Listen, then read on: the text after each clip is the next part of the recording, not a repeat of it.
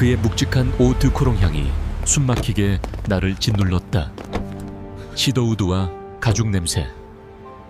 성공한 남자들이 자신의 영역을 표시하기 위해 뿌리는 값비싸고 오만한 향기. 호텔 스위트룸의 사틴 시트가 등 뒤에서 비단뱀처럼 차갑고 미끄럽게 내 몸을 감쌌다. 나는 천장의 희미한 조명을 바라보며 저 샹들리에에 달린 크리스털의 개수를 세고 있었다. 하나, 둘, 셋. 그의 거친 숨소리가 귓가에서 터져 나올 때마다 숫자는 흩어졌다. 소희야, 윤소희, 박 이사가 내 이름을 불렀다.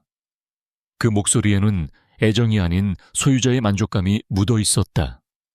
나는 기계적으로 그가 듣고 싶어 하는 가느다란 신음을 흘려주었다. 그것은 내 역할의 일부였다.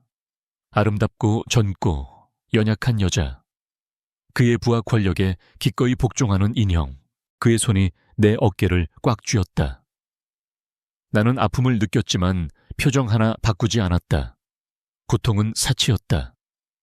지금 이 순간 내 머릿속은 오직 하나의 생각으로 가득 차 있었다. 엄마의 병원비. 항암치료 8차 비용 다음 주에 있을 추가 검사 비용. 그리고 언제 필요할지 모르는 수술 예약금. 나는 머릿속으로 숫자를 더하고 빼고 있었다. 이 남자의 무게 아래서 나는 내 영혼의 값을 계산하고 있었다. 언제부터였을까? 내 몸이 내 것이 아니게 된 것이. 언제부터 내 영혼이 이 껍데기를 떠나 차가운 방구석에서 무표정하게 나를 내려다보는 방관자가 되었을까? 기억나지 않았다. 아마도 아빠의 사업이 망하고 집에 빨간 딱지가 붙고 엄마가 쓰러지셨던 그날이었을 것이다. 내 꿈과 미래가 한 줌의 재가 되어버린 그날 나는 죽었을지도 모른다. 마침내 모든 것이 끝났다. 그는 만족스러운 한숨을 내쉬며 내 옆으로 돌아 누웠다. 방 안에는 침묵이 흘렀다. 오직 에어컨 소리만이 낮게 윙윙거렸다. 그는 나를 안아주지도 내 얼굴을 쳐다보지도 않았다. 그는 언제나처럼 침대 옆 탁자에 놓아두었던 시계를 차고 흩어진 옷을 주워 입기 시작했다. 거래가 끝났다는 신호였다. 다음 주에도 시간 비워놔. 중요한 손님들과 저녁 자리가 있으니 그는 넥타이를 매며 말했다. 질문이 아닌 통보였다. 나는 아무 말 없이 고개를 끄덕였다. 그는 지갑에서 두툼한 흰 봉투를 꺼내 탁자 위에 던지듯 올려놓았다. 툭 하는 소리가 내 심장에 박히는 소리처럼 들렸다. 저것이 내 값이었다. 오늘 밤 나의 시간과 나의 육체와 나의 존엄성의 값. 고생했어. 그는 지극히 사무적인 목소리로 말하고는 뒤도 돌아보지 않고 방을 나갔다. 문이 닫히는 딸깍 소리가 들리고 나서야 나는 멈추었던 숨을 토해냈다. 온몸의 긴장이 풀리면서 극심한 피로감이 몰려왔다. 나는 비틀거리며 일어나 욕실로 향했다. 거울 속에는 낯선 여자가 서 있었다. 번진 화장 헝클어진 머리, 그리고 텅 빈 눈동자. 나는 샤워기 물을 가장 뜨겁게 틀고 그 아래로 들어갔다. 뜨거운 물줄기가 내 몸에 닿는 감각으로 그의 흔적을 지워내고 싶었다. 아무리 씻어내도 피부 깊숙이 스며든 것 같은 더러운 기분은 사라지지 않았다. 한참을 그렇게 서 있다가 나는 수건으로 몸을 감싼 채 방으로 나왔다. 그리고 탁자 위에 놓인 흰 봉투를 집어들었다. 그 안에는 엄마의 다음 항암 치료비를 내고도 남을 만큼의 돈이 들어있을 것이다. 나는 봉투를 꽉 쥔 채 침대 가장자리에 주저앉았다. 눈물이 나오지 않았다. 내 안의 모든 것은 이미 오래전에 말라버렸다. 그때였다. 침대 옆에 놓아둔 내 낡은 휴대폰이 진동했다. 발신자는 병원이었다. 심장이 철렁 내려앉았다. 이 시간에 병원에서 전화가 올 리가 없었다. 나는 떨리는 손으로 통화 버튼을 눌렀다. 윤소희 씨 되십니까? 네, 맞는데요. 여기 서울중앙병원입니다. 윤정숙 환자분, 보호자분 맞으시죠? 네. 엄마, 무슨 일이 있나요? 수화기 너머로 간호사의 차분하지만 다급한 목소리가 들려왔다. 방금 환자분 상태가 갑자기 안 좋아지셔서 응급검사를 진행했습니다. 종양의 크기가 예상보다 빠르게 커지고 있어서 최대한 빨리 수술을 진행해야 할 것 같습니다. 의사 선생님께서 보호자분과 상의하고 싶어 하십니다. 나는 숨을 쉴 수가 없었다. 수술이요. 비용은 얼마나? 정확한 건 검사 결과를 더 봐야겠지만 예상 수술비와 입원비를 합하면 간호사가 말한 액수는 내 귀를 의심하게 만들었다. 내 손에 들린 이 돈 봉투가 10개 아니 20개가 있어도 감당할 수 없는 상상조차 해본 적 없는 거대한 액수였다. A씨. 여보세요, 윤소희 씨. 나는 대답할 수 없었다. 휴대폰이 손에서 미끄러져 바닥에 떨어졌다. 손에 쥐고 있던 돈 봉투도 함께 떨어져 그 안의 지폐들이 바닥에 흩뿌려졌다. 희고 더러운 종이 조각들. 그것들은 나를 비웃고 있었다. 네가 아무리 발버둥 쳐도 소용없다고. 네 몸값은 고작 이 정도일 뿐이라고.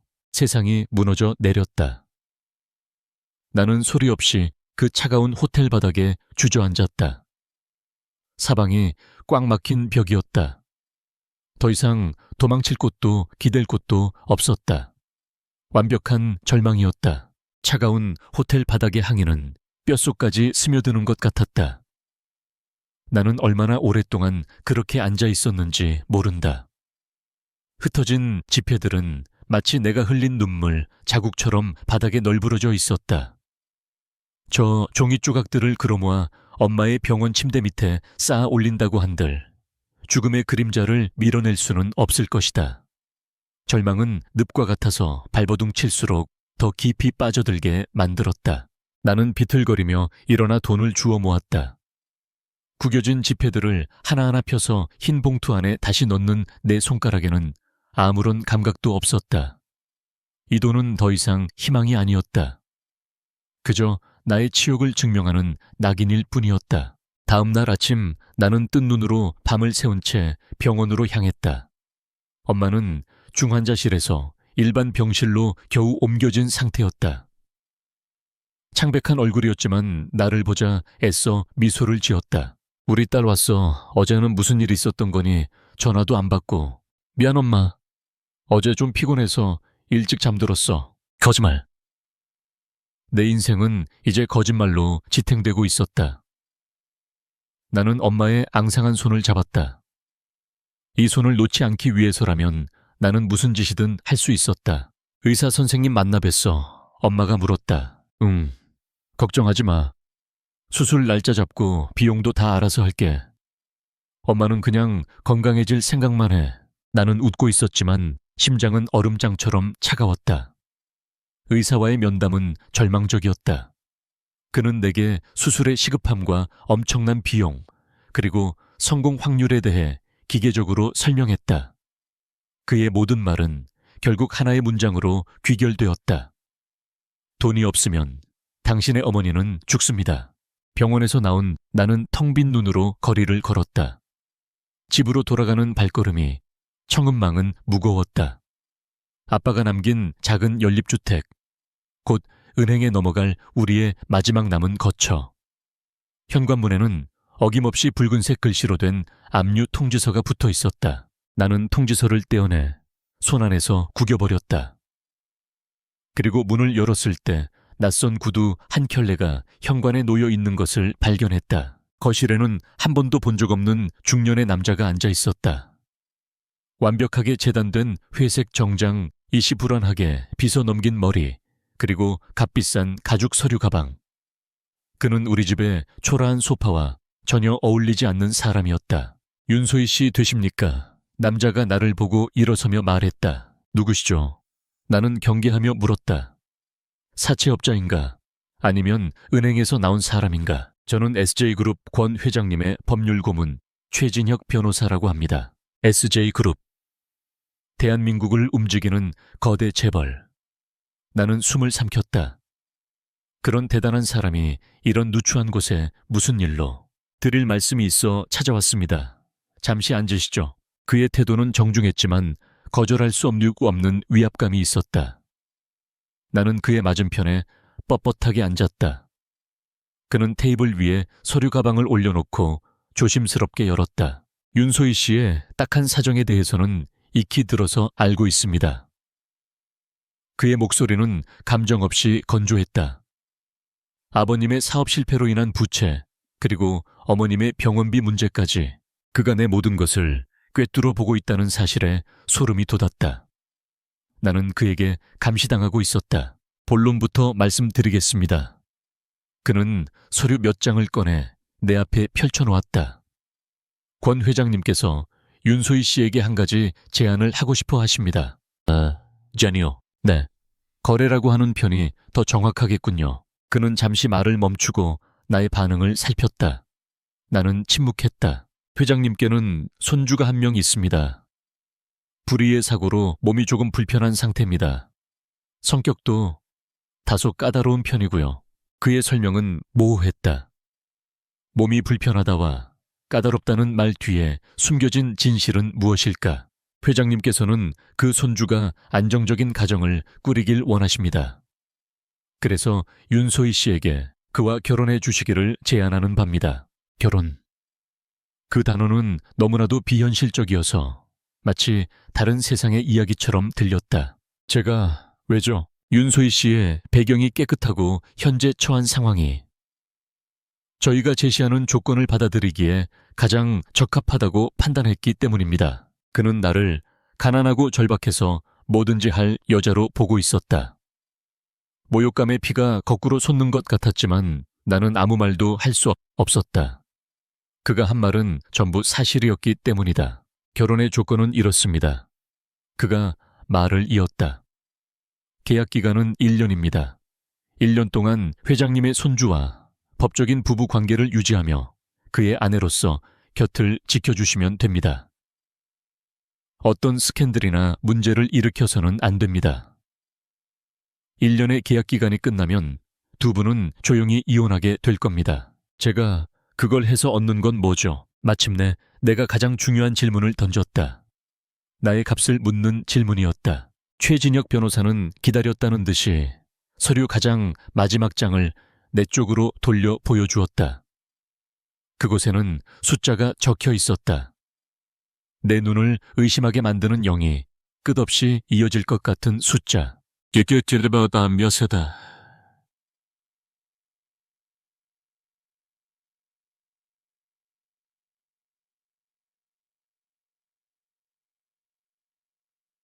계약금으로 200만 달러를 선지급해 드립니다. 어머님의 수술비와 집안의 부채를 모두 해결할 수 있는 금액일 겁니다. 그리고 1년의 계약이 무사히 만료되면 나머지 300만 달러를 지급해 드립니다. 500만 달러, 60억 원이 넘는 돈. 그 돈이면 엄마를 살릴 수 있었다. 이 지긋지긋한 가난에서 벗어날 수 있었다. 하지만 그 대가는 나 자신을 파는 것이었다. 하룻밤이 아닌 1년이라는 시간 동안 이름도 얼굴도 모르는 몸이 불편하고 성격이 까다롭다는 남자에게 나는 눈을 감았다. 엄마의 창백한 얼굴이 떠올랐다. 나를 보며 애써 웃던 그 미소. 나는 다시 눈을 떴다. 내 눈 안에 모든 망설임과 갈등은 사라져 있었다. 계약서에 서명하겠습니다. 내 목소리는 나 자신도 놀랄 만큼 차분했다. 최진혁 변호사의 입가에 희미한 미소가 스쳐 지나갔다. 그는 모든 것을 예상하고 있었다. 그는 서류와 함께 만년필을 내게 건넸다. 펜 끝이 종기에 닿는 순간 나는 느꼈다. 이것은 단순한 계약이 아니었다. 이것은 내 영혼을 담보로 하는 악마와의 거래였다. 서걱하는 소리와 함께 내 이름 석자가 계약서 위에 새겨졌다. 윤, 소, 희. 그 순간 세상의 모든 빛이 꺼져버린 것 같았다. 결혼식 날 하늘은 잔뜩 찌푸려 있었다. 마치 나의 미래를 예고하는 것처럼 나는 SJ그룹에서 보낸 사람들이 입혀주는 값비싼 흰색 원피스를 입고 있었다. 웨딩드레스가 아니었다. 그것은 신부를 위한 옷이 아니라 재물에게 입히는 수의와도 같았다. 화장은 내 진짜 표정을 가리는 가면이었고 머리 위에는 어떤 장식도 없었다. 나는 그저 윤소희라는 이름이 지워진 텅 빈 껍데기였다. 계약금 200만 달러는 어제 내 통장으로 입금되었다. 나는 그 돈을 받자마자 단 1원도 남김없이 병원으로 이체했다. 엄마의 수술 날짜가 잡혔다. 나는 엄마를 살렸다. 그 사실만이 이 모든 굴욕과 자기 혐오 속에서 나를 버티게 하는 유일한 진통제였다. 결혼식이 열리는 장소는 권씨 가문의 사유지에 있는 작은 성당이었다. 작다고는 하지만 높은 천장과 거대한 스테인드 글라스 차가운 대리석 바닥은 위압적인 기운을 뿜어내고 있었다. 하객은 없었다. 오직 얼음처럼 차가운 표정의 권 회장과 그림자처럼 그의 곁을 지키는 최진혁 변호사 그리고 무표정한 신부님뿐이었다. 꽃도 음악도 없는 세상에서 가장 고요하고 슬픈 결혼식이었다. 나는 제단 앞에 홀로 서서 곧 나의 남편이 될 남자를 기다렸다. 나는 그가 어떤 모습일지 상상하려 애썼다. 몸이 불편하고 성격이 까다로운 남자. 어쩌면 늙고 추한 남자일지도 모른다. 아니면 사고의 후유증으로 흉측한 상처를 가졌을지도. 나는 최악의 상황을 떠올리며 마음의 준비를 했다. 괜찮아. 이건 그냥 1년간의 연극일 뿐이야. 감정은 필요 없어. 그때 성당 연문이 열리며 조용한 기계음이 들렸다. 위잉 하는 전동 휠체어가 움직이는 소리였다. 나는 마른 침을 삼켰다. 남자가 들어왔다. 그는 등을 보인 채 제단을 향해 천천히 다가왔다. 나는 그의 뒷모습을 보았다. 휠체어에 앉아 있었지만 어깨는 넓고 단단했다. 깔끔하게 재단된 검은 턱시도 아래로 곧은 등이 보였다. 짙은 흑발은 단정하게 정돈되어 있었다. 뒷모습만으로는 그의 나이나 모습을 짐작할 수 없었다. 다만 그의 주변을 감싸고 있는 깊은 고독과 냉기가 성당의 차가운 공기를 더욱 얼어붙게 만들었다. 그가 내 옆에 섰을 때 나는 숨을 참았다. 신부님이 엄숙한 목소리로 말했다. 신랑께서는 신부를 마주 봐주십시오. 휠체어가 다시 조용한 기계음을 내며 천천히 내 쪽으로 몸을 돌렸다. 나는 고개를 숙인 채 그의 검은 구두 끝부터 시선을 천천히 들어 올렸다. 잘 뻗은 다리 그 위를 덮은 다며 굳게 담은 입술 날카롭게 뻗은 콧날. 그리고 나는 숨을 멈췄다. 익숙했다. 너무나도 익숙한 얼굴이었다. 내 심장이 쿵 하고 바닥으로 떨어지는 소리가 들렸다. 아니 그럴 리가 없어. 아 여자. 세상에 닮은 사람은 많으니까. 제발. 마침내 그의 눈과 내 눈이 마주쳤다. 그 순간 내 세상이 무너져 내렸다. 기억의 수문이 터져버린 듯 잊고 있던 과거의 파편들이 해일처럼 나를 덮쳤다. 뜨거운 여름 햇살. 땀에 젖은 채 나를 보며 웃던 소년의 얼굴. 함께 이어폰을 나눠 끼고 듣던 낡은 노래. 서툴게 내 손을 잡았던 그의 따뜻하고 커다란 손. 소희야, 나는 어른이 되면 세상에서 가장 튼튼한 집을 지을 거야. 너랑 같이 살 집. 그렇게 말하며 수줍게 웃던 17살의 소년. 나의 첫사랑. 나의 세상의 전부였던 그 애. 권태율. 내 앞에 앉아있는 남자는 분명 권태율이었다. 8년 전 끔찍한 교통사고와 함께 내 인생에서 흔적도 없이 사라져버렸던 바로 그 사람이었다. 태율 씨. 나도 모르게 그의 이름이 새어나왔다. 목소리는 심하게 떨리고 있었다. 그는 나를 보았다. 하지만 그의 눈에는 그 어떤 동요도 없었다. 반가움도 놀라움도 그 무엇도. 그의 눈은 칠흑 같은 어둠처럼 깊고 차가웠다. 그 안에는 오직 싸늘한 경멸과 날카로운 조소만이 담겨 있었다. 그는 마치 처음 보는 벌레를 쳐다보듯 나를 위아래로 훑어보았다. 그의 시선은 나를 발가벗겨 값을 매기는 것 같았다. 그는 나를 기억하지 못했다. 아니, 어쩌면 기억하지만 모르는 척하는 것일지도 모른다. 신부 윤소희 양은 신랑 권태율 군을 남편으로 맞아 신부님의 목소리가 아득하게 들려왔다. 나는 아무것도 생각할 수 없었다. 어떻게 이런 일이? 왜 하필 그가? 나를 500만 달러에 산 남자가 왜 하필 나의 첫사랑인 권태율이란 말인가? 이것은 신이 내게 내리는 가장 잔인한 형벌이었다. 없네. 내 입에서 나온 대답은 내 것이 아니었다. 나는 넋이 나간 사람처럼 서약의 말을 따라했다. 반지를 교환할 때 그의 차가운 손가락이 내 손에 닿는 순간 나는 온몸에 소름이 돋았다. 예전에 그 따뜻했던 손이 아니었다. 그의 손은 얼음장처럼 차가웠다. 식이 끝나고 나는 그의 휠체어 뒤에 서서 함께 퇴장했다. 권 회장의 얼굴에는 만족스러운 미소가 걸려 있었다. 그는 모든 것을 알고 있었다. 이 모든 것을 계획한 것이다. 나는 휠체어에 앉은 그의 뒷모습을 보았다. 한때 내가 세상에서 가장 사랑했던 그 뒷모습. 하지만 이제 그는 나에게 가장 낯설고 가장 두려운 존재가 되어버렸다.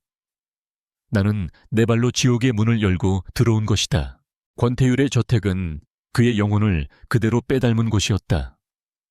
서울 외곽의 한적한 언덕 위에 자리 잡은 그곳은 통유리와 차가운 콘크리트로 지어진 하나의 거대한 요새였다.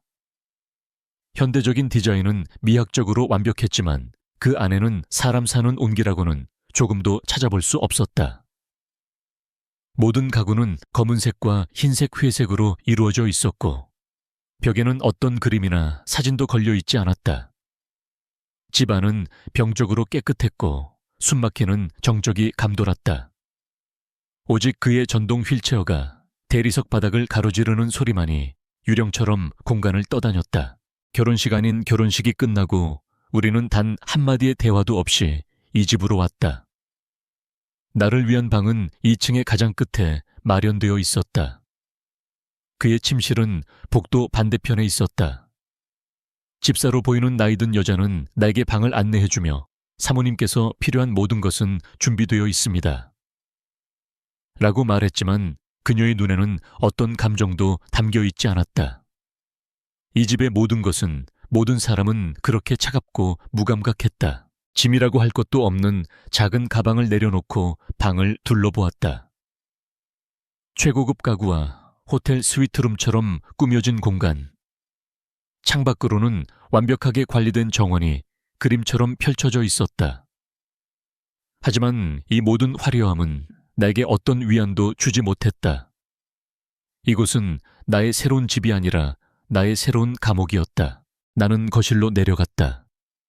그는 통유리창 앞에 휠체어를 세운 채 잿빛 하늘을 바라보고 있었다. 빛이 그의 옆 얼굴을 비추었다. 8년의 세월이 흘렀지만 그의 날카로운 콧날과 단단한 턱선은 그대로였다. 그 모습을 보는 순간 심장이 저릿한 통증과 함께 아련한 기억을 끄집어냈다. 여름날의 도서관. 창가에 앉아 책을 읽던 그의 옆모습. 햇살이 그의 머리카락에 부서져 내리던 풍경. 그때 그는 나를 발견하고는 세상에서 가장 환한 미소를 지어 보였었다. 태율 씨, 나도 모르게 그의 이름을 불렀다. 그는 천천히 고개를 돌려 나를 보았다. 그의 눈빛이 내게 닿는 순간 나의 모든 추억은 산산조각 났다. 그 눈에는 어떤 따스함도 남아있지 않았다. 내 이름을 함부로 부르지 마. 그의 목소리는 유리 조각처럼 차갑고 날카로웠다. 특히 당신 입으로. 500만 달러는 잘 받았나? 그가 비웃으며 물었다. 그럼 이제 당신 역할이나 잘해. 계약 조건은 똑똑히 읽어봤겠지. 그의 말은 내 뺨을 후려치는 것처럼 아팠다.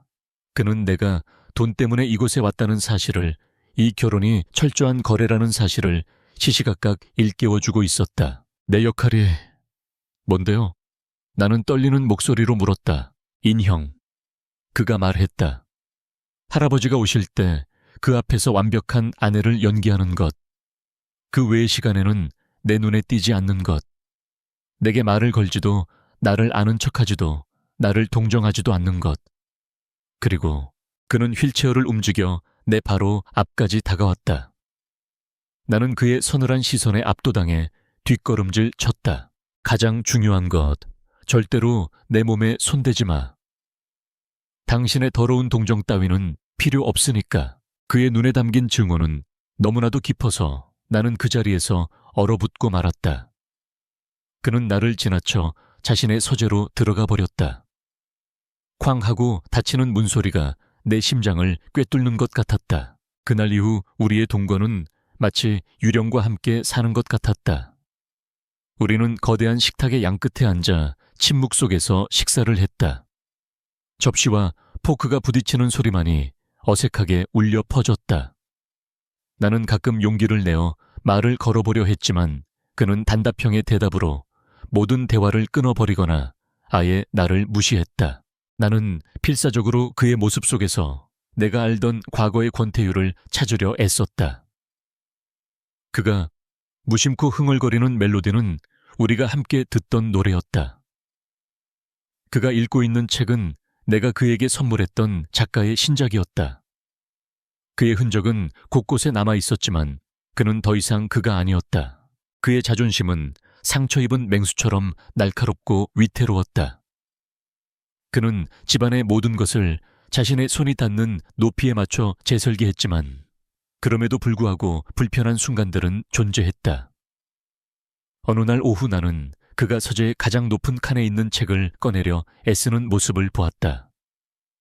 그는 손을 뻗고 또 뻗었지만 책은 그의 손끝에 닿지 않았다.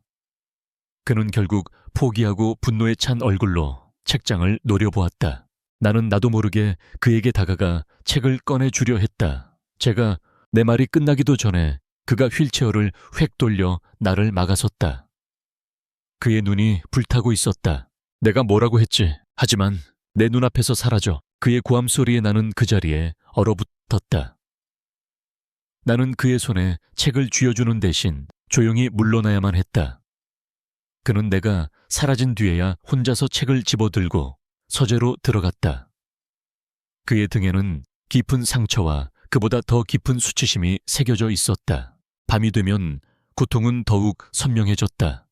나는 2층의 내 방 침대에 누워 복도 건너편 그의 방에서 새어나오는 희미한 불빛을 바라보았다.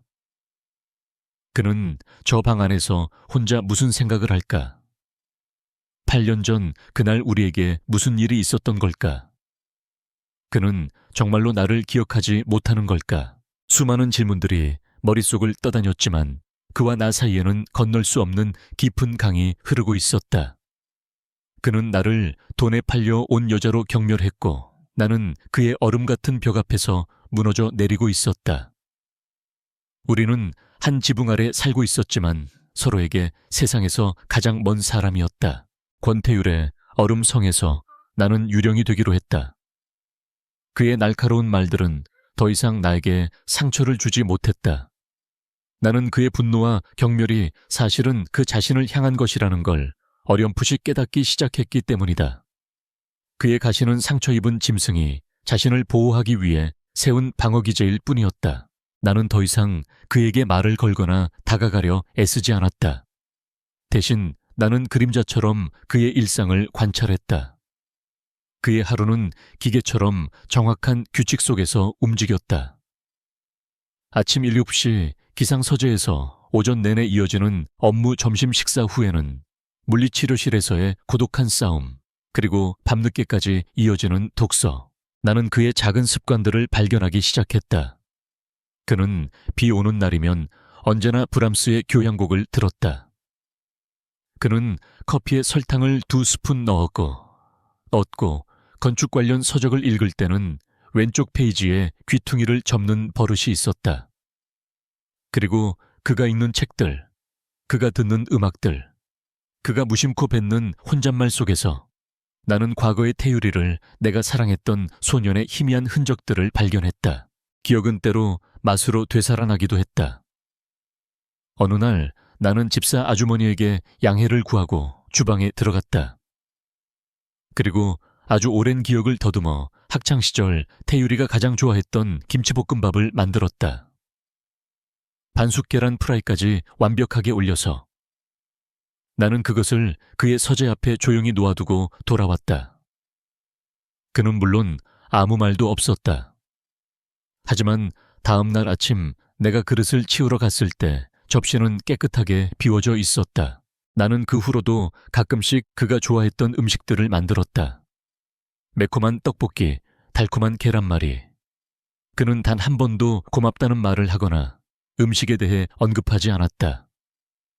하지만 비워진 그릇은 그와 나 사이의 유일한 소통 방식이었다. 그것은 그의 얼어붙은 성벽에 내가 낸 아주 작은 틈이었다. 나는 그 틈으로 아주 천천히 한 걸음씩 다가가고 있었다. 결정적인 균열은 어느 늦은 오후에 찾아왔다. 나는 2층 복도를 지나가다가 평소에는 굳게 닫혀 있던 물리치료실의 문이 살짝 열려 있는 것을 보았다. 안에서 거친 숨소리와 기계가 삐걱거리는 소리가 들려왔다. 호기심에 나는 소리가 나지 않게 문틈으로 안을 들여다보았다. 그리고 나는 보았다. 그의 가장 내밀하고 고통스러운 전쟁을. 그는 휠체어에서 내려와 자신의 키만한 평행봉을 두 팔로 붙잡고 서 있었다. 그의 온몸은 땀으로 흠뻑 젖어 있었고 팔의 근육들은 터질 것처럼 팽팽하게 긴장해 있었다. 그는 자신의 두 다리를 마치 남의 것처럼 질질 끌며 한 걸음 아주 고통스러운 한 걸음을 내딛고 있었다. 그의 얼굴은 고통으로 하얗게 질려 있었고 굳게 담은 입술 사이로 억눌린 신음이 새어나왔다. 나는 그 자리에 얼어붙었다. 내가 알던 권태율은 늘 자신감 넘치고 강한 사람이었다. 하지만 내 눈앞의 남자는 자신의 말을 듣지 않는 몸과 필사적으로 싸우고 있는 상처 입고 약한 인간이었다. 그는 결국 버티지 못하고 주저앉았다. 그의 두 다리는 힘없이 바닥에 쓰러졌고 그는 평행봉에 상체를 기댄 채 가쁜 숨을 몰아쉬었다. 실패. 그의 눈에 떠오른 것은 깊은 절망과 그보다 더 지독한 자기 혐오였다. 젠장할. 그가 미친 듯이 소리치며 옆에 있던 의료용 트레이를 팔로 쳐냈다.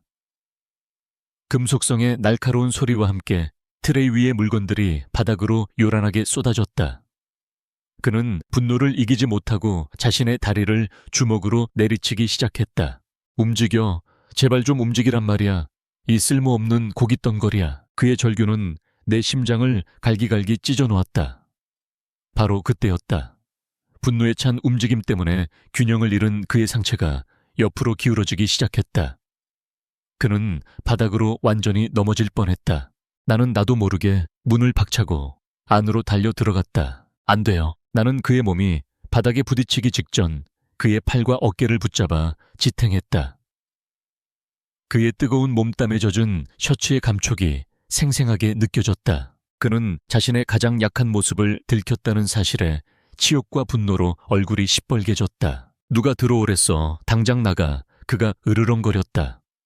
내 몸에서 손대. 그는 내 손을 뿌리치려 했지만 나는 놓지 않았다. 그의 눈을 똑바로 마주 보았다. 싫어요. 내 단호한 대답에 그는 순간 말을 잃었다. 나는 그를 동정하지 않았다. 나는 그저 그의 고통을 외면할 수 없었을 뿐이다. 나는 아무 말 없이 그가 다시 평행봉에 몸을 기댈 수 있도록 부축했다. 그리고 바닥에 흩어진 물건들을 하나씩 줍기 시작했다.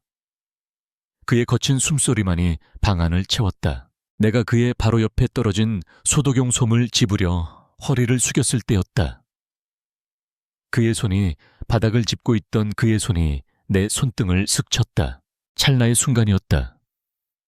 하지만 그 짧은 접촉은 마치 강렬한 전류처럼 우리 두 사람 모두를 관통했다. 나는 숨을 멈추었다. 그의 피부에서 전해지는 온기, 손가락 마디에 박인 굳은 살의 감촉. 8년 전 내 손을 잡았던 바로 그 손의 느낌이었다. 시간과 비극이 모든 것을 바꾸어 놓았지만 이 감각만은 기억 속에 그대로 남아 있었다. 그 역시 놀란 듯 급하게 손을 뒤로 뺐다. 그의 눈이 지진이라도 난 것처럼 흔들리고 있었다. 그는 처음으로 나를 돈에 팔려온 여자가 아닌 다른 무언가로 보고 있었다. 그의 철벽 같던 방어막에 아주 깊고 선명한 균열이 생겨나고 있었다. 그는 더 이상 소리치지 않았다. 그의 분노는 사그라들고 그 자리에는 지독한 피로와 혼란만이 남아있었다. 나가. 그의 목소리는 이전처럼 날카롭지 않았다. 그저 지쳐 있었다. 나는 조용히 고개를 끄덕이고 물리치료실을 나왔다. 문을 닫기 직전 나는 그의 모습을 다시 한번 돌아보았다. 그는 고개를 숙인 채 자신의 손을 내려다보고 있었다. 마치 난생 처음 보는 물건이라도 되는 것처럼 그날 밤 나는 처음으로 그의 서재에서 아주 희미한 피아노 소리가 흘러나오는 것을 들었다. 그가 아주 오랫동안 닫아두었던 그의 마음의 문이 아주 조금 열리고 있었다. 그날 오후부터 하늘은 심상치 않았다. 먹구름이 때를 지어 몰려와 해를 집어삼켰고 세상은 이른 저녁처럼 어두워졌다. 바람이 울부짖으며 거대한 통유리창을 세차게 때렸다. 나는 소파에 앉아 책을 읽으려 했지만 알 수 없는 불안감에 좀처럼 글자에 집중할 수 없었다. 마치 8년 전 그날처럼 세상의 종말이라도 다가오는 듯한 불길한 예감이 온몸을 감쌌다.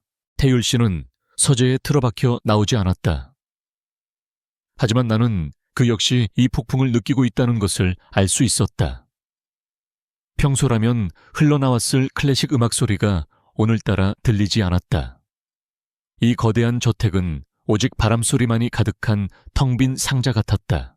저녁이 되자 빗줄기는 더욱 거세졌다. 그리고 마침내 첫 번째 천둥이 울렸다. 우르르 쾅. 하늘이 찢어지는 듯. 단 굉음과 함께 집안의 모든 불이 일제히 꺼졌다. 완벽한 어둠. 그리고 그 뒤를 이은 섬뜩한 정적. 비상등이 켜지기까지의 몇 초가 영원처럼 느껴졌다. 희미한 주황색 비상등이 켜지자 집안은 온통 기괴하고 뒤틀린 그림자들로 가득 찼다. 나는 그 자리에 얼어붙었다. 심장이 미친 듯이 방망이질 치기 시작했다. 익숙한 공포였다. 어둠, 굉음, 그리고 비냄새. 내 의지와는 상관없이 뇌리에 봉인해 두었던 그날 밤의 기억이 되살아났다. 친구들과의 파티에서 몰래 빠져나와 태유리를 만나러 가던 길. 갑작스럽게 쏟아지던 폭우. 그에게 전화를 걸었을 때 수화기 너머로 들려오던 그의 웃음소리. 거의 다 왔어, 소희야. 조금만 기다려. 그리고 다음 순간 타이어가 아스팔트에 갈리는 끔찍한 마찰음. 정면에서 달려오던 트럭의 눈부신 헤드라이트. 그리고 세상을 뒤흔드는 듯한 굉음. 나는 비명을 질렀다. 그날 길 건너편에서 그 모든 것을 목격했던 것처럼 부서지는 유리 조각들, 찌그러지는 차체, 그리고 빗물과 함께 아스팔트 위로 번져나가던 붉은 피. 안 돼. 안 돼. 나는 머리를 감싸 쥐었다. 이곳은 그의 저택이 아니었다. 나는 다시 8년 전 그날의 빗속 사고 현장 한가운데에 서 있었다. 사방에서 사람들의 비명소리가 들려왔다. 구급차의 사이렌 소리가 고막을 찢을 듯이 울렸다. 태유라. 나는 미친 사람처럼 그의 이름을 외쳤다. 방 안의 그림자들이 나를 비웃는 것 같았다. 나는 소파에서 내려와 방구석으로 기어가 몸을 웅크렸다. 제발, 제발 멈춰줘. 괜찮아. 괜찮을 거야. 나는 나 자신을 필사적으로 위로했지만 몸은 기억하고 있었다. 그날의 차가운 절망을, 들것에 실려 나오던 그의 축 늘어진 몸을, 더 이상 나를 향해 웃어주지 않던 그의 얼굴을. 그때였다. 삐걱하는 소리와 함께 거실 문이 열렸다. 나는 공포에 질려 고개를 들었다. 어둠 속에서 무언가 천천히 다가오고 있었다. 나는 비명을 지를 힘도 없이 그저 눈을 크게 뜬 채 그 형체를 바라보았다. 그것은 태율 씨였다. 정전 때문에 전동 휠체어는 멈춘 상태였다. 그는 자신의 두 팔로 바퀴를 힘겹게 밀며 이쪽으로 다가오고 있었다. 그의 얼굴은 어둠에 잠겨 잘 보이지 않았지만 나는 그가 몹시 힘들어하고 있다는 것을 알 수 있었다. 그는 내 앞에 멈춰 섰다. 그는 헐떡이는 숨을 고르며 구석에 웅크린 채 떨고 있는 나를 내려다보았다. 시끄러워. 처음 그의 목소리는 평소처럼 차가웠다. 천둥 따위가 무서워서 소리를 지른 거야. 나는 대답할 수 없었다. 나는 여전히 과거의 악몽 속에서 허우적거리고 있었다. 내 눈에는 그가 아니라 피투성이가 된 채 쓰러져 있던 17살의 그가 보였다. 차가와. 피해야 해. 내가 헛소리처럼 중얼거렸다. 그 순간 그의 표정이 변했다. 그의 눈에 떠올랐던 조소와 경멸이 사라지고 그 자리에 깊은 혼란과 어떤 깨달음이 스쳐 지나갔다. 그는 내가 단순히 폭풍을 무서워하는 것이 아니라는 것을 알아차렸다. 그는 잠시 망설이더니 힘겹게 몸을 숙여 휠체어에서 내려왔다. 그는 바닥에 주저앉아 두 팔로 자신의 몸을 지탱하며 내게로 기어왔다. 한 뼘 한 뼘씩. 그 움직임은 몹시 고통스러워 보였다. 소희야, 그가 내 이름을 불렀다. 8년 만에 처음으로. 윤소희 씨가 아닌 소희야라고. 그 목소리에 나는 현실로 조금씩 끌려 나오는 기분이었다. 나는 떨리는 눈으로 그를 보았다. 그는 내 바로 앞에 앉아 있었다. 그날 밤 그가 낮은 목소리로 입을 열었다. 너도 거기 있었어. 나는 대답 대신 고개를 끄덕였다. 눈물이 다시 뺨을 타고 흘러내렸다. 그는 더 이상 질문하지 않았다. 그는 그저 내 옆으로 다가와 앉았다. 그리고는 아주 조심스럽게 자신의 몸으로 나를 감싸 안았다. 마치 비바람을 막아주는 벽처럼. 그의 몸은 차가웠지만 이상하게도 나는 그의 심장이 세차게 뛰고 있다는 것을 느낄 수 있었다. 나도 가끔 그날 밤 꿈을 꿔 그가 내 귓가에 속삭였다. 그의 목소리는 잠겨 있었다. 눈을 뜨면 언제나 병원 천장이었어. 아무것도 느껴지지 않는 다리. 그리고 네가 보이지 않는 세상. 그게 나에게는 지옥이었어. 그의 고백은 내가 8년간 혼자 짊어져 왔던 죄책감과 고통의 무게를 나누어 갖는 것과 같았다. 우리 두 사람은 같은 시간 같은 장소에서 각자의 지옥을 겪고 있었던 것이다. 우리는 서로에게 가장 큰 상처이자 유일한 목격자였다. 나는 그의 품에 얼굴을 묻었다. 그는 내 머리를 부드럽게 쓰다듬었다. 그의 손길은 더 이상 차갑지 않았다. 창밖에서는 여전히 폭풍우가 몰아치고 있었지만 이 어둠 속에서 우리는 처음으로 서로의 상처를 마주보고 있었다. 수년간 우리를 갈라놓았던 얼음벽이 마침내 무너져 내리고 있었다. 폭풍우는 밤새도록 계속되었지만 더 이상 우리를 위협하지 못했다. 어둠과 굉음은 오히려 외부 세계로부터 우리를 분리시켜주는 막이 되어주었다. 우리는 그 어둠 속에서 오랫동안 서로의 곁에 앉아 있었다. 말이 아닌 침묵으로 서로의 상처를 위로했다. 8년간 각자 외롭게 짊어져 왔던 고통의 무게를 마침내 함께 나누어 들고 있었다. 새벽녘이 되어서야 폭풍이 잦아들고 거짓말처럼 집안의 모든 불이 환하게 켜졌다. 갑작스러운 빛 속에서 우리는 서로의 모습을 제대로 마주보게 되었다. 눈물로 엉망이 된 내 얼굴. 바닥의 한기를 온몸으로 받아내 지친 기색이 역력한 그의 얼굴. 어둠 속에서 공유했던 날것의 감정들이 부끄러움처럼 공기 중에 떠올랐다. 나는 어색함에 자리에서 일어나려 했다. 그 순간 그가 내 손목을 잡았다.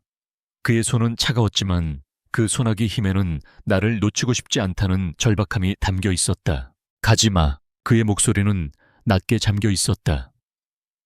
나는 그의 눈을 보았다. 그 안에는 더 이상 경멸이나 조소가 없었다. 그 대신 아주 오랜 시간 동안 길을 잃었던 아이 같은 불안함과 나를 향한 간절함이 담겨 있었다. 8년 전 내가 사랑했던 바로 그 눈빛이었다.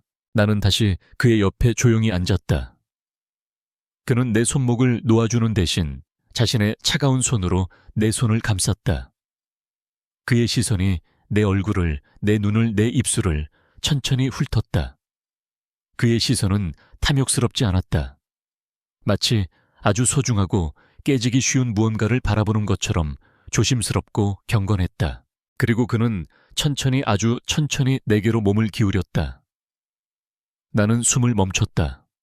머릿속에서 경고음이 울렸다. 안 돼. 남자의 손길은 위험해. 친밀함은 고통을 낳을 뿐이야. 박 이사의 더러운 손길, 과거의 끔찍한 기억이 유령처럼 나를 덮치려 했다. 나는 반사적으로 몸을 뒤로 물리려 했다. 하지만 그 순간 나는 태유리의 눈을 보았다. 그의 눈동자에 비친 내 모습을, 그리고 그 눈동자 속에서 함께 떨고 있는 그의 불안함을. 그는 나만큼이나 두려워하고 있었다. 거절당할 것을, 자신의 불완전한 몸을 부정당할 것을. 그는 포식자가 아니었다. 그는 나와 똑같은 상처 입은 사람이었다. 그것을 깨닫는 순간 내 안의 모든 경고음이 멎었다. 나는 더 이상 도망치지 않았다. 나는 눈을 감고 그의 다가옴을 받아들였다. 그의 입술이 내 입술에 닿았다. 그것은 불꽃처럼 뜨거운 키스가 아니었다. 마치 길 잃은 새가 나뭇가지에 조심스럽게 내려앉는 것처럼 부드럽고 망설임으로 가득 찬 키스였다. 그는 내 반응을 살폈다. 내가 조금이라도 거부의 기색을 보이면 당장이라도 물러날 준비가 되어 있는 것 같았다. 나는 대답 대신 내 손을 들어 그의 뺨을 감쌌다. 그의 뺨에 흐르는 한 줄기 눈물을 나는 손가락으로 조심스럽게 닦아주었다. 나의 작은 응답에 그의 키스가 조금 더 깊어졌다.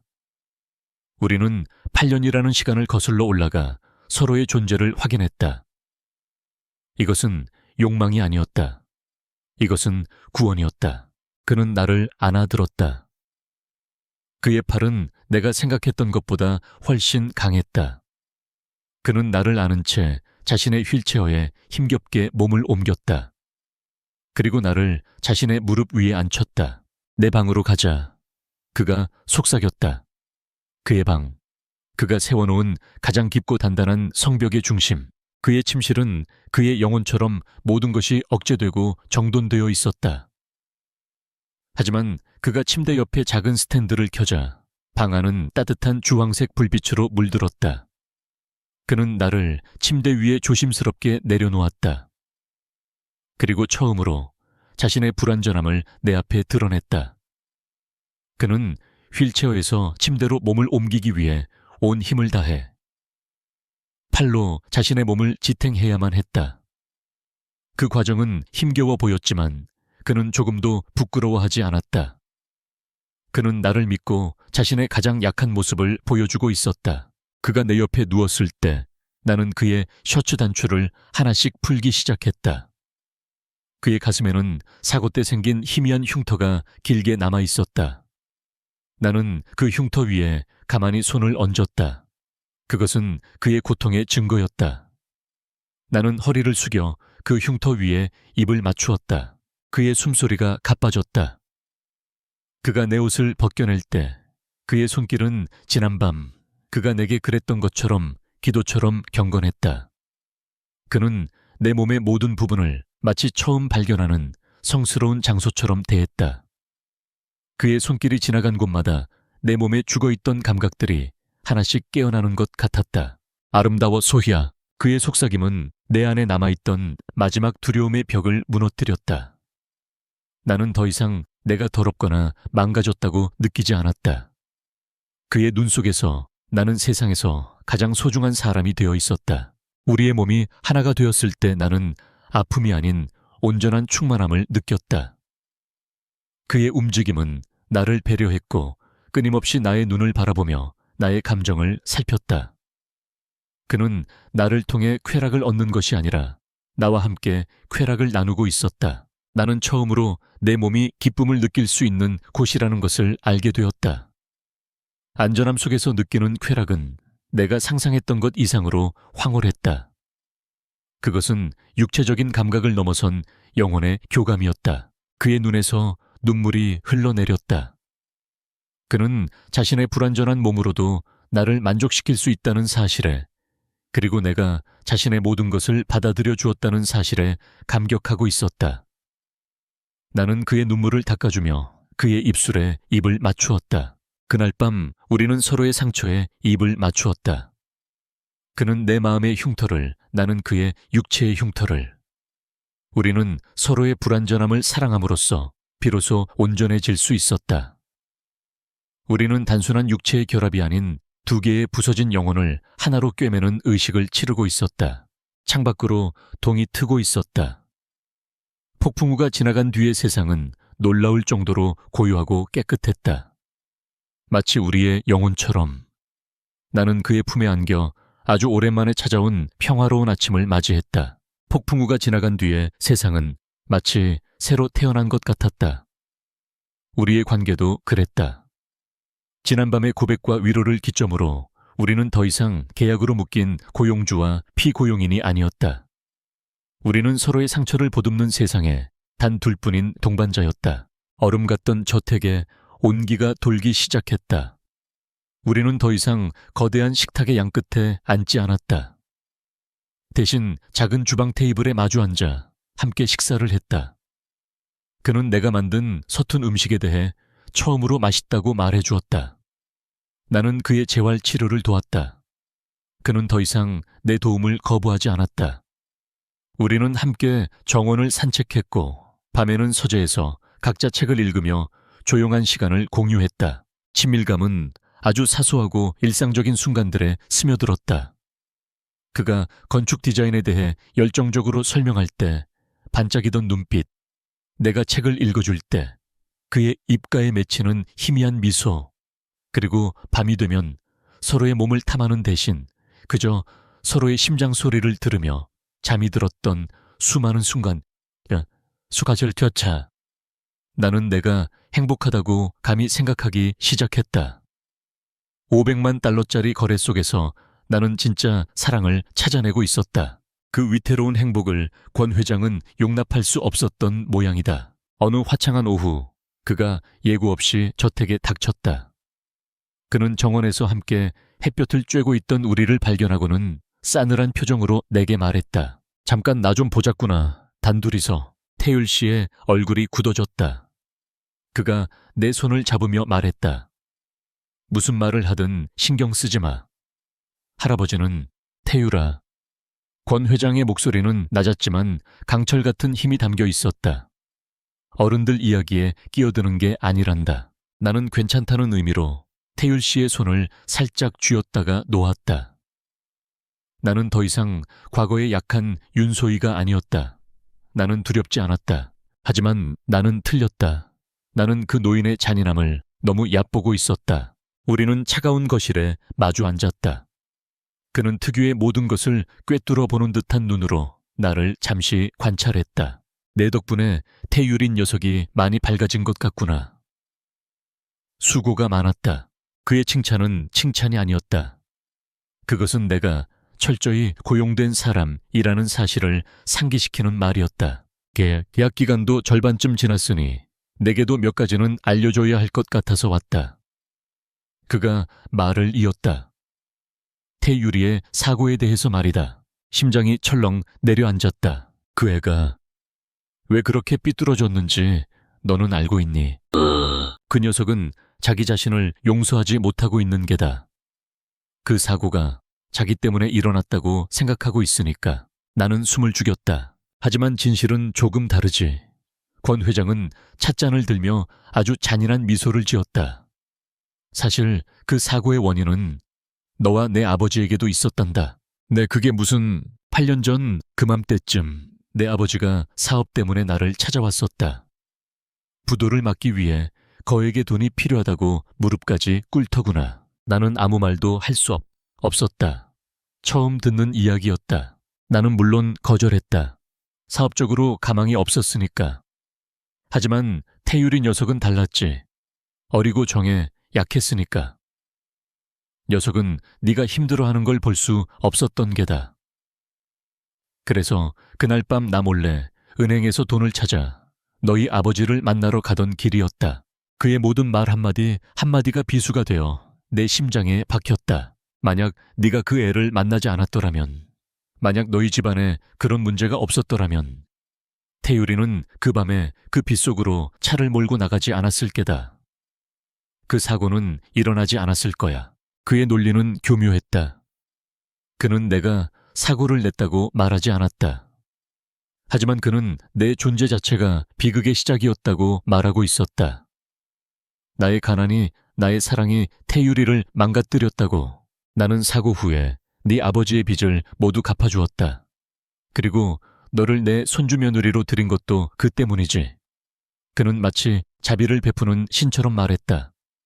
내게 속죄할 기회를 준 것이란다, 아가야.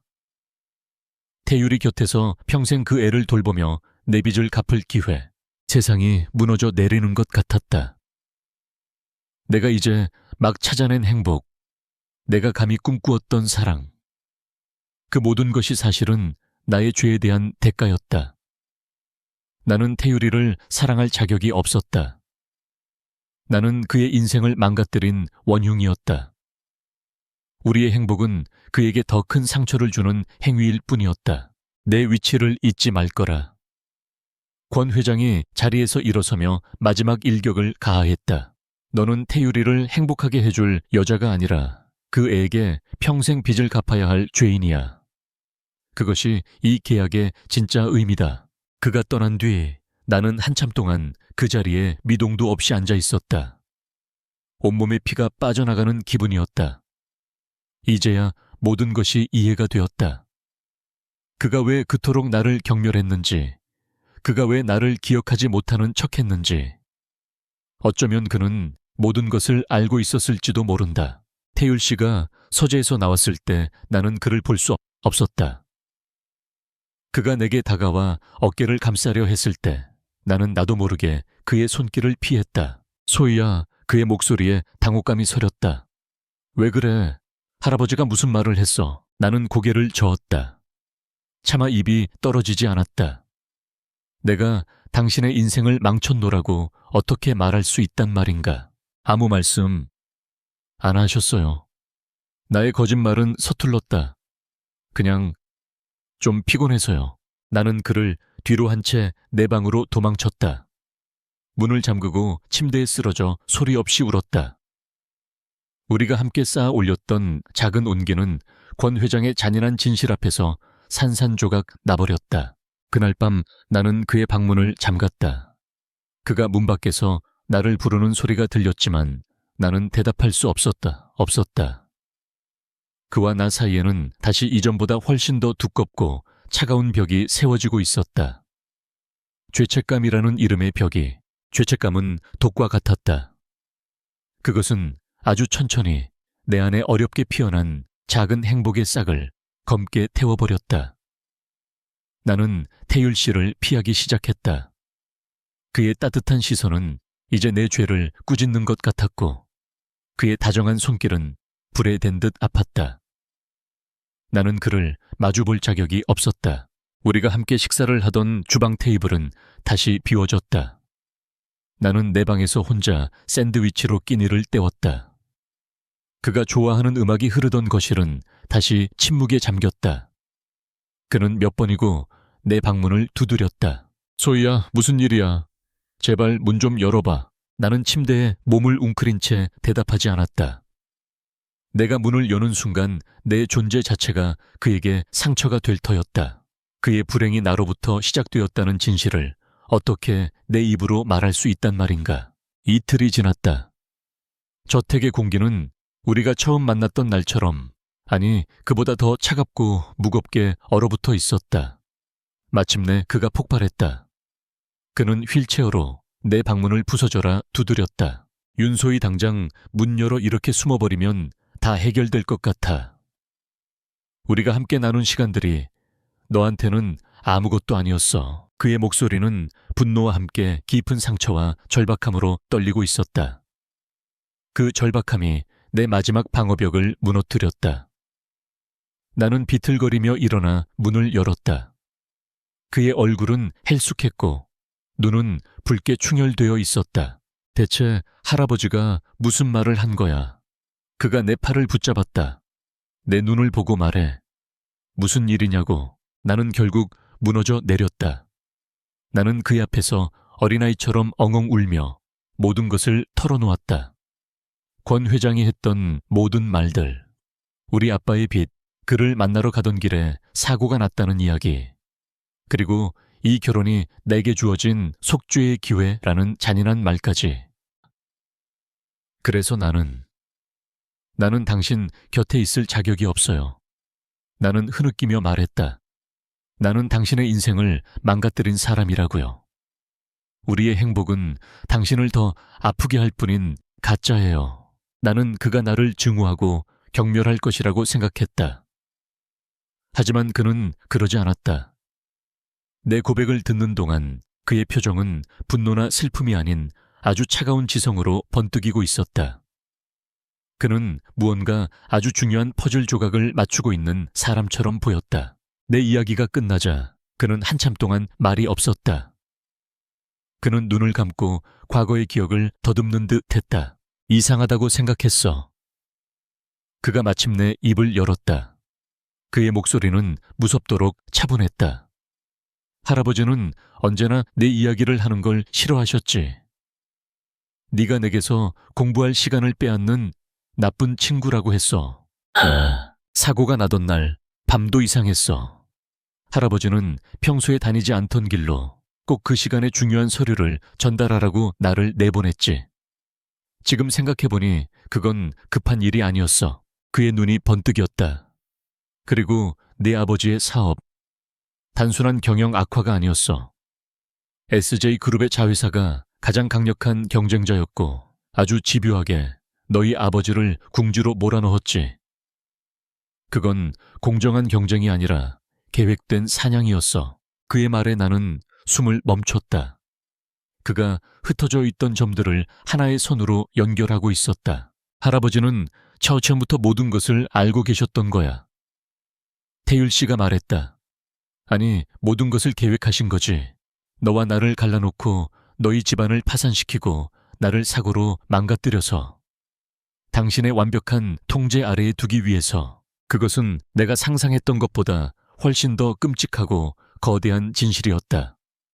우리는 원흉과 피해자가 아니었다. 우리는 둘 다 권 회장이라는 거대한 거미줄에 걸린 희생양일 뿐이었다. 그럼, 그래, 내 탓이 아니야. 그가 내 눈을 똑바로 보며 말했다. 우리는 속았던 거야. 평생을. 진실은 고통스러웠지만 동시에 나를 자유롭게 했다. 나를 짓누르던 지독한 죄책감이 눈 녹듯 사라졌다. 그 자리에는 차가운 분노가, 그리고 내 옆에 앉은 이 남자를 지켜야겠다는 강렬한 의지가 솟아올랐다.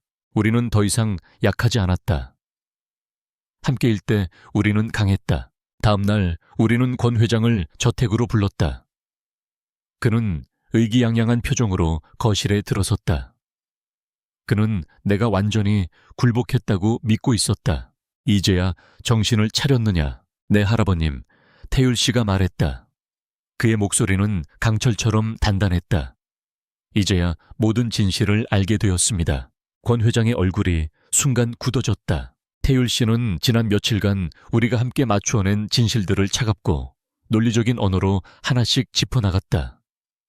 8년 전의 사고, 아버지의 사업, 그리고 이 결혼의 진짜 목적까지. 그의 모든 말은 부인할 수 없는 증거와 함께 권 회장의 심장을 겨누는 칼날이 되었다. 권 회장의 얼굴에서 핏기가 가시고 그의 눈이 분노로 이글거렸다. 이 모든 게 저 계집애가 너를 홀린 게로구나. 아니요. 내가 앞으로 나섰다. 나는 더 이상 그가 두렵지 않았다.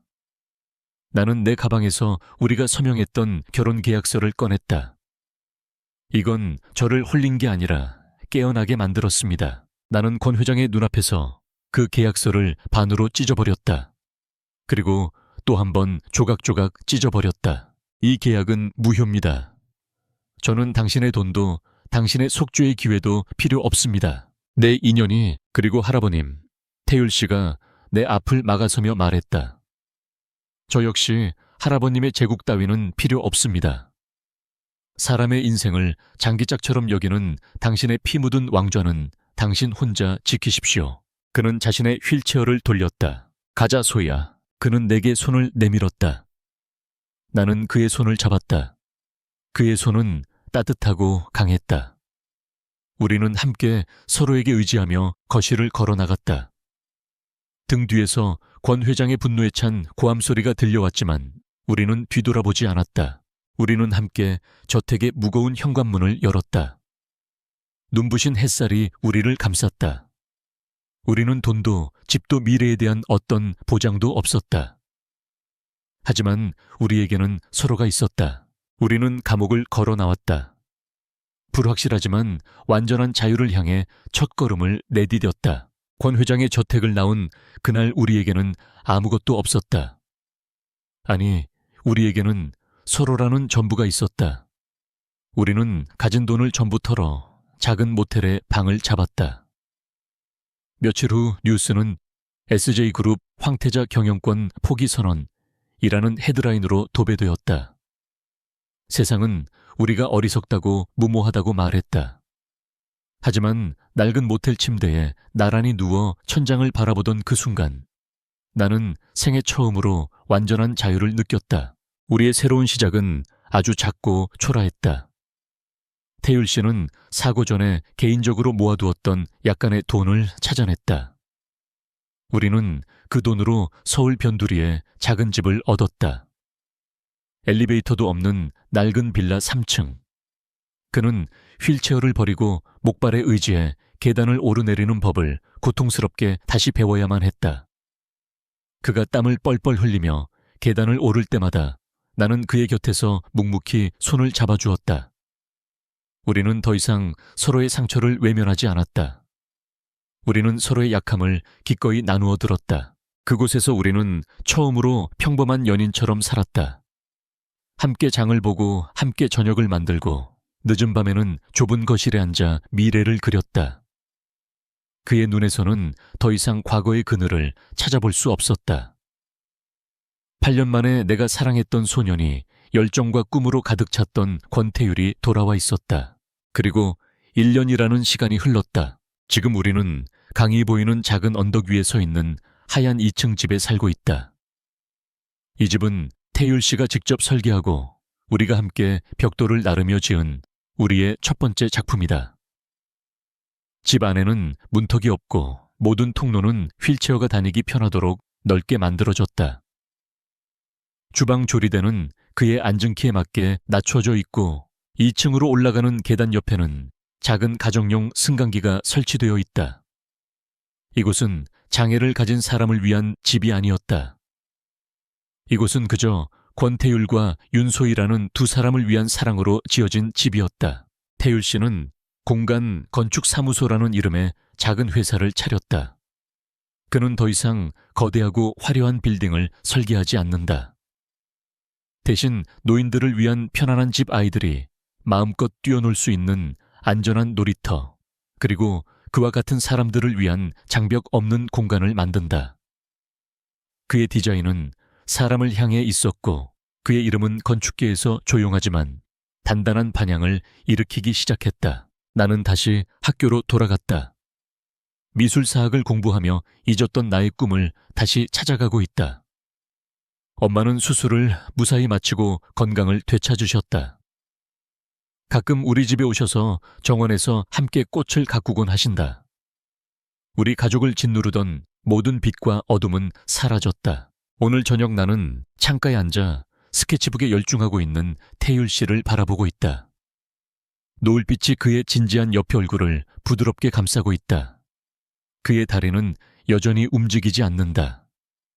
내 마음속 상처의 기억도 여전히 희미하게 남아있다. 우리의 삶은 동화처럼 완벽하지 않다. 하지만 나는 이제 안다. 행복이란 상처가 없는 상태가 아니라는 것을. 행복은 그 상처에 기꺼이 입 맞춰주고 함께 보듬어 안을 사람이 곁에 있다는 것임을.